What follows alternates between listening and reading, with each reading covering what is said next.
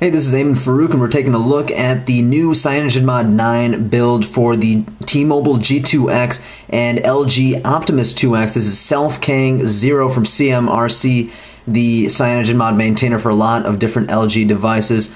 This build comes with absolutely zero support from him. He doesn't want to see any complaints. This is just a little preview build that he put out. And I was just taking it for a spin, and so far it's been really cool. So I want to show you guys some of the stuff with it. But before we do, I'm going to tell you a little bit about some of the issues we're seeing with it. The most known issues, first off, there's no media acceleration. That means no video decoding and no video encoding. The camera does work, and I'll show you that right here. You can see that the camera is working.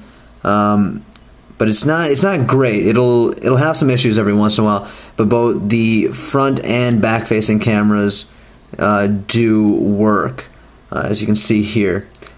So we'll turn that back around. So yeah, that does work, but video recording does not work, unfortunately. And video playback, I've had zero luck with. If we go in here into the browser, I can show you real quick on YouTube. So we'll go here. I can load up a video, and if you got high quality selected, it's not going to load up at all. But I've got low quality here, and loading up this video, it will initially load, as you'll see, but the playback will just be so choppy and laggy, it's not even worth watching at all. So we won't waste our time with that. But let's take a look at the browser here. It's stock ice cream sandwich browser. I haven't noticed any of the CyanogenMod tweaks in this yet. We'll take a look here. We've got settings. You've got just normal stuff here. You've got your request desktop site. You've got save for offline reading. A lot of really cool stuff. Nothing real new though. I'm sure you guys have all seen this before. Swipe away. Real cool. So moving on, let's take a look. I'll show you real quick here in the About phone. This is Android 4.0.3, CyanogenMod 9, SelfKang 0. And I don't know if this is an ice cream sandwich feature or just a new CyanogenMod feature, but it'll actually show you the full build date right here. So Sunday, February 12th, that's today. So yeah, this build just released earlier today. Things are very smooth so far. I've been very happy with it. And I believe, I saw a post from K-Mobs a long time back saying that if there's a gradient in the background here on the settings, that means it is actually fully hardware accelerated, 2D hardware accelerated, sorry. So I believe this build is fully 2D hardware accelerated. So that is really cool. We'll take a look through some of the settings here. You've got Wi-Fi settings, works real well. Wi-Fi and Bluetooth do work. What else do we got here? You know, I haven't actually tried this with a SIM card yet. I've got my SIM card on my other phone right now, but I'm hearing that it works. We've got the new Trebuchet launcher from CyanogenMod. Not everything's finished here yet, but you've got a lot of settings for your home screen, transition effects, which are really cool, and a lot of other stuff. Nothing real exciting though. If you use any aftermarket third-party launcher, should be real familiar to you. But I'm not seeing anything real new. We'll keep moving here. Themes haven't been put in yet. Those are still just a placeholder. We've got system settings. You've got your lock screen settings, which still aren't in. Notification drawer settings. You've got your power widget. You can customize that like always. The notification power widget is exactly the same as it was in CyanogenMod 7. If you use it in CyanogenMod 7, you know exactly how it is on CyanogenMod 9. Literally an identical UI. Everything is the same here. You can quick press those. If you hold down, you'll go directly into that setting, and I just accidentally turned off my Wi-Fi. Wonderful. We'll turn that back on. As you can see, very quick to turn on and connect most of the time, and there it's connected. So we'll go back out of here. So I told you about the issue with the video decoding and encoding, but we've also got an issue with apps made for Android 4.0 that have their own graphical implementations, like Chrome, like the new Chrome beta. That was one of the first apps I installed when I loaded up this build, and it has a lot of issues. It'll load a couple pages sometimes, and let's see, we'll try and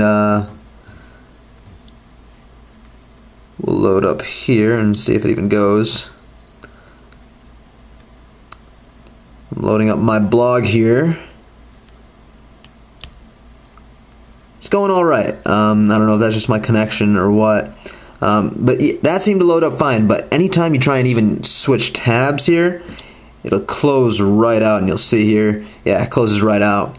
So that's not 100% working yet. Another issue with this build is any voice to text is not working. If you try and load it up, it'll open up, close right out. Same thing if I go in here and I'll find somewhere to type. If I go into Maps, and I can't do that in Maps, but we'll try Google Plus. If I try and use the microphone from there, still not going to work, and it's going to pop up like that and then close right back out. But for the most part, other than those things, this build has been pretty functional for me. It's working really well. I'll show you the People app, which is really cool. You can see my contacts here. They pop up just like that. You can scroll through contact info and click on it for quick stuff. I'll back out of there. If I go in here, I can scroll through his contact info. And if I go into a contact here, I can scroll down. I can see all the details. I can add them to circles on Google+. And there's a lot of really great social media integration. I've only really seen it with Google+ so far, but I'm sure other apps will plug into it soon as well. On actual contacts here, and I'll show you, I'll just pull this off to the side of this screen here so I'm not showing any personal information. But if I go over here, you can see Vic's Google+ updates, and I can scroll right through those. And right up here is always going to show like their latest post. So you can see this right here was his latest post. It's going to show that up there on my own page, and I'll show you that actually right here. If I go up here, and I'm going to pull it off so you don't see any of my personal information, but you can see I'm talking about this build and how I'm going to do a video on it, and that's going to pop up right there in my updates. So I'm going to pull this off here to the side again. And you know, a lot of people for Ice Cream Sandwich have said that Facebook syncing does not work fine. I found Friendcaster for Facebook works really well. You can sync your contacts right here, and you can use high resolution pictures, and it's pretty good. It's not perfect, but it does the job if you just want contact pictures. What else can I show you? Oh, something very exciting in CyanogenMod 9 is the new music player.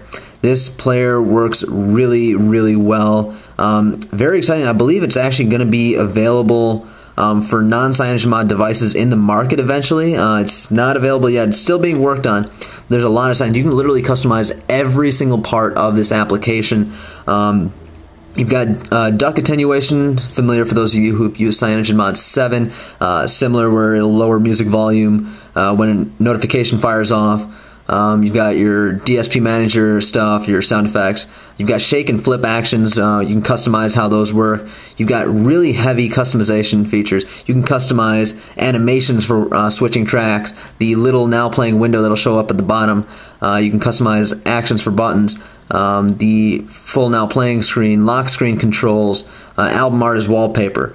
Everything is there. There's going to be themes for this eventually too. I don't think there's anything available right now though, but I'll show you this player in action here, and let's see here. So I loaded up that song. You can see the animation when that song comes up, and I've got, we can take a look at the quick rotation for Ice Cream Sandwich, which is always nice to look at. If I shake it, I've got it set to pause right now or play. And another really cool thing is you've got turn over to silence, similar to like some HTC phones with ringers. But if I turn it over, the song's going to pause, turn it back, starts playing again. It's really cool. You can change the sensitivity for all these things though in the settings. And if I turn this back around, you can see here, you can customize every little part of this. You can customize the notification up there. You can customize what controls show up there.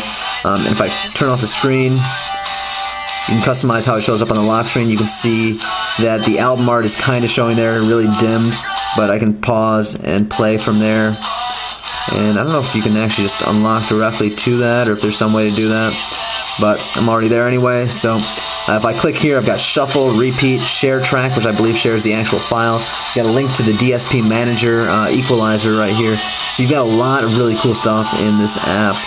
Real excited for them to finish this. If I go in here and play something, you see it just pops right back up. Really cool. So I'll just go ahead and pause it from up there.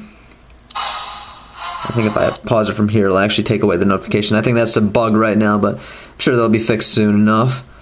But yeah, overall, CyanogenMod 9 for the G2X is looking real good so far. Real excited to see where this goes once developers have more time to work on it and they have more code available to them. And you know what? CyanogenMod 9 is going to be real exciting. So if you have any questions or comments, just leave them in the comments below. And I hope you enjoyed this video. Thanks for watching.